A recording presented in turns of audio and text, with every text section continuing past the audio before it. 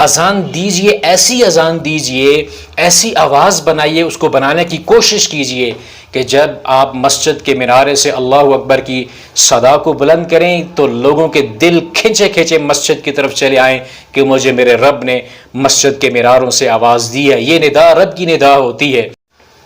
بسم اللہ الرحمن الرحیم۔ اذان اسلام کی خوبصورتی ہے۔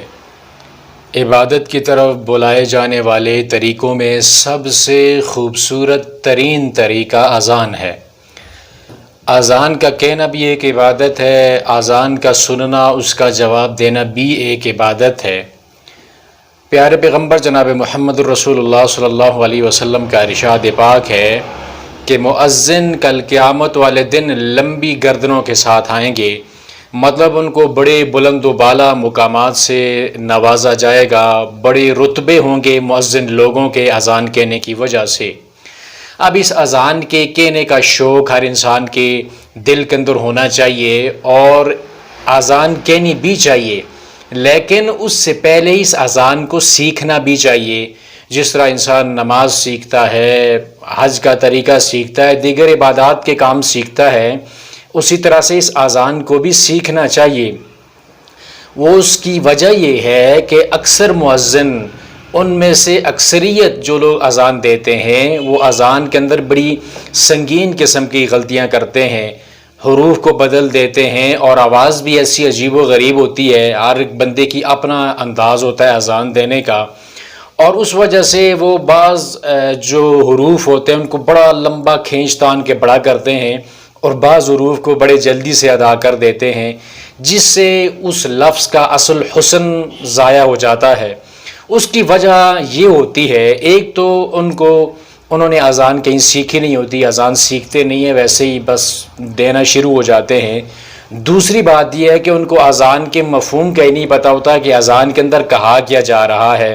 اس لیے وہ اذان کے اندر بڑی سنگین قسم کی غلطیاں کر جاتے ہیں۔ مثال کے طور پر اللہ اکبر، یہ اللہ لفظ الجلالہ کا جو لام ہے تھوڑا سا موٹا ہوگا، اور پھر آخر میں ہا ہے، اس ہا کو بعض لوگ ہا کے اندر تبدیل کر دیتے ہیں، پھر لمبی اتنی کرتے ہیں کہ اس اللہ لفظ کے اندر وہ سانس لے کر اللہ ہو کو الگ کر دیتے ہیں۔ پھر اکبر ہے تو اس کو اتنا لمبا کرتے ہیں، اکبر اکیبر، وہ لفظ نکال لاتے ہیں جو عربی زبان کے اندر موجود ہے ہی نہیں۔ تو اس لیے اس کے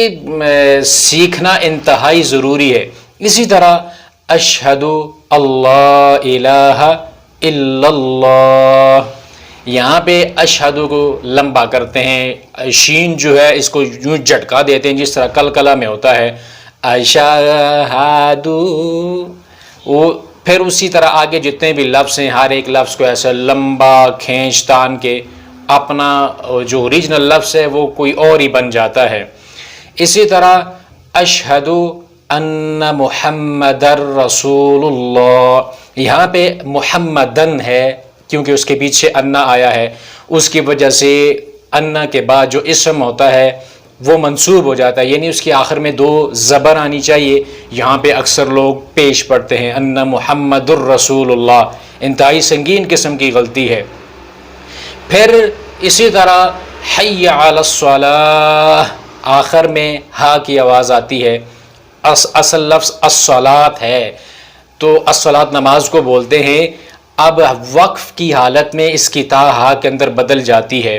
حی علی الصلاۃ، یہاں پہ آخر کے اندر ہا پڑھنی ہے، تو اکثر لوگ یا تو حی علی الصلاۃ پڑھتے ہیں یا پھر حی علی الصلاۃ آخر میں ہا پڑھتے ہی نہیں ہیں، یعنی صلاۃ صرف پڑھ لیتے ہیں ہا کے بغیر، جس سے وہ لفظ بالکل تبدیل ہو جاتا ہے۔ اسی طرح حی علی الفلاح، آخر میں ہا ہے، ہا، تو یہاں پہ اکثر لوگ خا پڑھتے ہیں بڑی کس کے اس کو، حی علی الفلاح، آخر میں خا کو بڑا گھسیٹتے ہیں اس کے اندر، حالانکہ اس کے اندر خا ہے ہی نہیں، لفظ بالکل بدل جاتا ہے۔ اسی طرح صبح کی اذان میں الصلاۃ خیر من النوم ہے، نوم لفظ ہے نوم، اور اکثر لوگ اس کی جگہ نار پڑھتے ہیں، الصلاۃ خیر من النار۔ ان کو پتہ ہی نہیں ہے کہ نار آگ کو بولتے ہیں اور نوم نیند کو بولتے ہیں، یعنی لفظ ہی بدل دیا، وہ لفظ جو اذان کے اندر تھا ہی نہیں وہ اس کے اندر گھسیڑ لائے۔ تو اس لیے ہر ایک بندے کو، جو بھی بندہ اذان دینا چاہتا ہے اس کو چاہیے کہ وہ اذان سیکھے۔ اذان سیکھنے کا بہترین طریقہ کیا ہے؟ اذان خوبصورت آواز کے اندر، جیسے بیت اللہ شریف میں ہوتی ہے، مدینہ منورہ میں ہوتی ہے، یہ دنیا کے اندر بہت ساری خوبصورت اذانیں ہیں، ان اذانوں میں سے کسی ایک اذان کو ڈاؤن لوڈ کر لیں، پھر اس اذان کو سنیں۔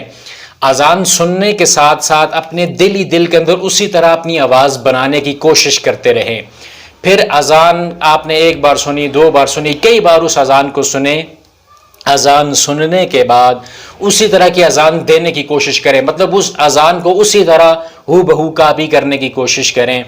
پھر اس اذان کو جب آپ دیکھیں کہ میری آواز اس طرح کی بنتی جا رہی ہے، الفاظ بھی اسی طرح کے نکل رہے ہیں، تو پھر اپنی اسی اذان کو ریکارڈ کر لیں۔ ریکارڈ کرنے کے بعد دوبارہ سے خود اپنی اذان کو سن لیں،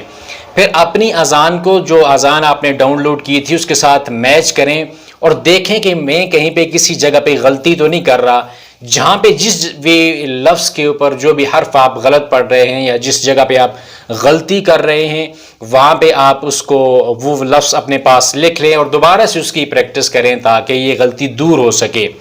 اب وہ لوگ جو لکھنا پڑھنا نہیں جانتے، بزرگ حضرات ہیں، تو ان کو چاہیے کہ وہ مسجد کے جو ائمہ ہیں یا کوئی بھی مؤذن ہے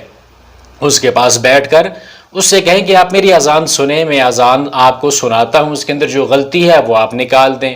پھر اسی طرح وہ آپ کی اذان سنے گا، اس کی غلطیاں نکالے گا، پھر اس سے آپ کہیں کہ مجھے اس کی آواز بنانا بھی سکھائیں۔ تو یہ عبادت کا ایک کام ہے، ندا ہے رب العالمین کہ گھر کی طرف انسان لوگوں کو بلاتا ہے کہ لوگوں آ جاؤ نماز کی طرف، آ جاؤ فلاح و کامیابی کی طرف۔ اتنا خوبصورت ایک نغمہ ہے اسلام کا جس کو آپ اس کے معنی بھی بدل دیتے ہیں، اس کے حسن کو بھی ضائع کر دیتے ہیں، اور کسی کو یہ جرم بھی نہیں لگتا، کوئی اس پہ بات بھی نہیں کرتا کہ آپ یہ لوگ غلط کر رہے ہو۔ حالانکہ یہ بہت بڑی بات ہے، اس کے اوپر غور و فکر کرنا چاہیے، اس اذان کو سیکھنا چاہیے، اس کی غلطیوں کی اصلاح کرنی چاہیے، اس کے حسن کو ضائع نہ کیجیے۔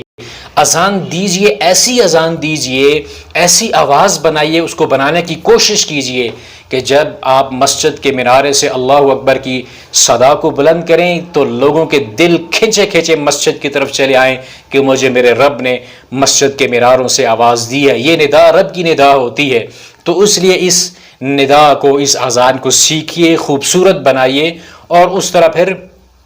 تب اس کے بعد اذان دیجئے۔ یہ اذان کا جو آپ لوگوں نے ہر عجیب و غریب قسم کی آوازیں نکال لی ہیں اور پھر لفظ اپنی طرف سے اس کے اندر داخل کر دیے ہیں، یہ ایک گناہ ہے، یہ ایک جرم ہے، اس کو آپ سیدھا کریں، اپنی غلطیوں کی اصلاح کیجئے۔ اللہ تعالی ہم سب کو اس کے اوپر عمل کرنے کی توفیق عطا فرمائے۔